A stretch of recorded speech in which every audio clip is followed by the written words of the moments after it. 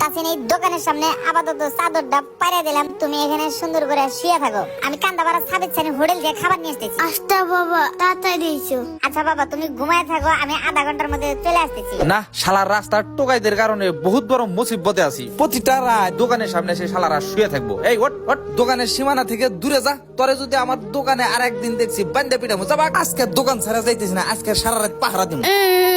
আমি কোথায় যাবো? হাই হাই রে, বাচ্চাটারে এখানে শুয়ে গেছিলাম, কই গেল? এখানে তো ঘুম পাতায় গেলাম। হাই রে, এই মাসুম বাচ্চাটা আমি এখন কই খুঁজবো? না, ধৈর্য হারানো যাবে না, দরকার হলে টাউনের অলিগলি সব জায়গায় খুঁজবো। বাবা গো, আমার লয়ে যাও। আল্লাহ গো, আমার বাচ্চাটারে মিলাই দাও। ও মাসুম বাচ্চা, ও রাস্তাঘাট কিচ্ছু চেনে না।